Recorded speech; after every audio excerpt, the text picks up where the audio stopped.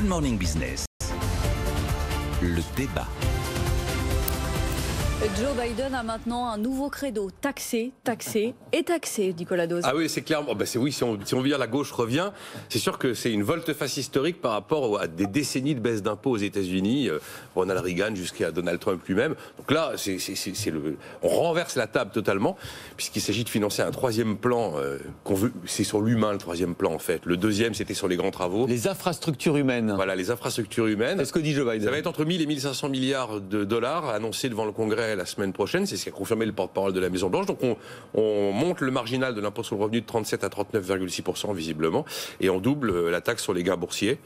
Ça passerait également à 39,6% que pour les Américains qui dépassent 1 million de dollars de revenus par an. S'ajoute à ça, bien sûr, l'impôt sur les sociétés qui va passer de 21 à 28%. S'ajoute à ça la volonté maintenant ferme des Américains d'aboutir à cet impôt sur les sociétés mondiales dans le but tout simplement, dans l'intérêt des Américains, d'éradiquer vraiment les paradis fiscaux, de stopper l'optimisation fiscale des multinationales, notamment celle du numérique.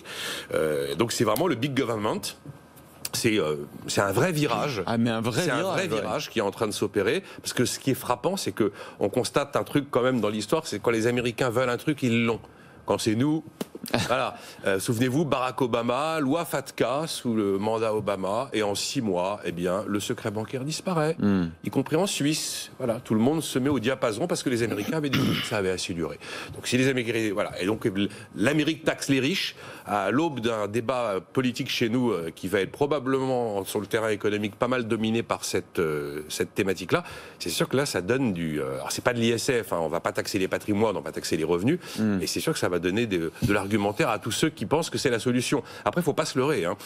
Si vous faites l'ensemble des 3 relances, là, les 1900, les 2250 en 8 ans sur les travaux, et les 1000, 1500, c'est pas en taxant les riches qu'on va payer la facture hallucinante de l'histoire. Les Américains vont continuer à balancer des montagnes de dettes qui vont allègrement siphonner l'épargne du reste du monde. C'est quand l'Américain vend sa dette, c'est les Chinois, c'est le Japonais et l'Allemand qui l'achètent. Donc voilà. Bon, vous l'avez entendu, Jean-Marc, Daniel s'étrangle. Je sais pas si c'est le retour de la gauche, mais d'une certaine forme de gauche, de la gauche sado-fiscaliste. Toute la gauche n'est pas sado-fiscaliste.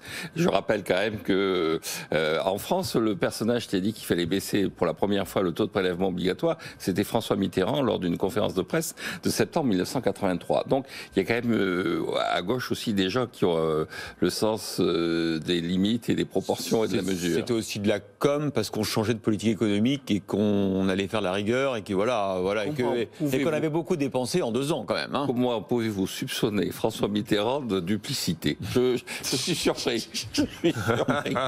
Mais donc alors ce que je trouve intéressant dans le débat qui a lieu, quand même, je reviens à ce qui se passe aux États-Unis, c'est qu'on voit bien que Joe Biden, au départ, il est élu du Delaware. Et il a fait toute sa carrière dans le Delaware, qui est l'État par essence de référence sur le paradis fiscal, l'endroit où il n'y a pas d'impôt. Alors on paie les impôts fédéraux dans le Delaware, mais l'impôt local est minimal.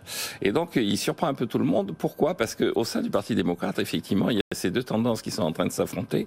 Il y a une tendance, la tendance, je dirais, historique que représente Janet Yellen, qui considère qu'on ne peut pas laisser les comptes publics dériver comme ça sans limite, qu'il faut à un moment donné, en face de la dépense, mettre des recettes.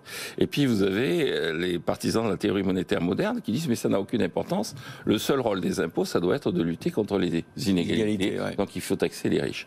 Et donc on arrive à cette situation qui est un peu une sorte de compromis, puisque dans le discours qui met en avant cette exigence d'impôts, c'est de dire ça va servir à financer une amélioration non seulement de la situation des individus, mais aussi de perspectives de croissance, puisque ça va améliorer le capital humain.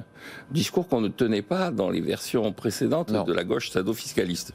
On ne cherchait pas à améliorer. Donc, il y a une espèce de concession à Janet Yellen avec, par ailleurs, une espèce de discours là aussi qui reprend celui de il faut taxer les riches, il faut punir les riches. Le bilan de tout ça que j'en fais, c'est que c'est quand même une grande confusion dans ce qui se passe à l'heure actuelle aux États-Unis. Et ce retour de ce qui m'inquiète le plus, c'est que c'est pas le retour de la gauche sado-fiscaliste en tant que telle, c'est l'incapacité à définir une véritable stratégie économique claire de moyen et de long terme.